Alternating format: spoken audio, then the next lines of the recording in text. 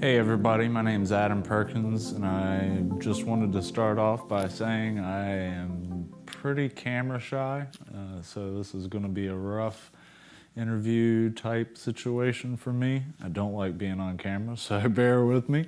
I've been doing car stereo and custom fabrication for right at 19 years now. I've been working at Soundwave Customs here in Virginia Beach, Virginia for a little over 4 years now. First got my job in a little shop here locally, and from then on I've just been doing it ever since. I first got addicted to car audio when I was 13, when a friend of mine got a car stereo for his car that he had just got. It was a radio and a bazooka bass tube and amplifier, and he couldn't find anybody to install it, so I started figuring it out, and 3 days later we had sound. So ever since then I've been hooked, and I've always had to have some kind of audio system in my car. And from there it led into what I typically like to do the most, which is the custom fabrication side of everything. I like to build stuff that's different.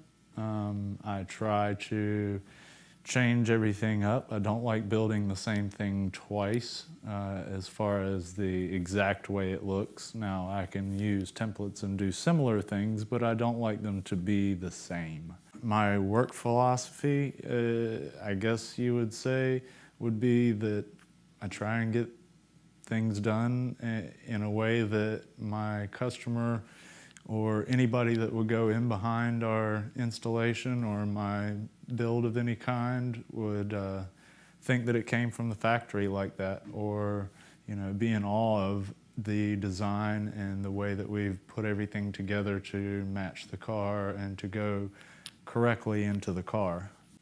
As far as installers or people in the industry that have inspired me or influenced me, there's been quite a few throughout the years. I'm sure everybody knows all the big names, but there's a few local guys that I have worked with and worked for that have taught me and shown me different ways of doing things, and the way that they taught me is kind of the way I would like to teach everyone else. But the person that's probably inspired me the most and influenced me the most is not a very well-known guy. His name is Scott Schroeder. He owns a shop in South Carolina, and he is probably one of the best installers that I've ever worked with. Very attention to detail oriented. He's the one that probably made me as picky as I am now. And that would probably bring me to what I would want my customers to take away from the installation aspect of my service.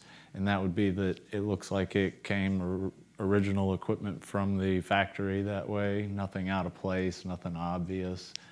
Everything blended together and looks like it's supposed to be there. And that would also be why I think my fellow employees here would describe me, is that I'm very picky. I want things to look like they were supposed to be there and not like it was an afterthought.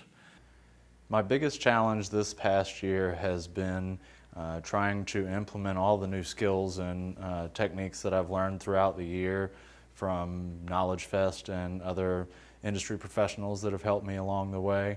And the other thing would probably be to try and balance the time at work and the time at home with my family, which family is a very big importance to me, so is this industry. So it's hard to find a good balance between the two. But I think so far I'm doing a pretty good job at it. I think that the question why you should be part of the top 50 installers is kind of a loaded question, but I would rather give my definition of what I think a top 50 installer should be. And I think a top 50 installer should be somebody that's always willing to learn a new technique, a new skill, a new way of doing anything, and helping to pass those new skills or old skills on to new installers, technicians, fabricators, and be able to help the industry in a whole. As far as my toolbox goes, I work out of a pretty small toolbox and it's never clean. It's always messed up, drawers sticking out, stuff everywhere, screws all over the place, magnets all over the place. But the funny thing is I know where everything is at on there if I need to find it. And I don't work out of a lot of big toolboxes just because I work very economically, I guess you would call it. I just use what I need, and if I don't need it, I take it home and put it in my toolbox. If I need it, I know where it's at. But I usually just keep what I need here. So this is my little toolbox. Always a wreck, but I know where it's at.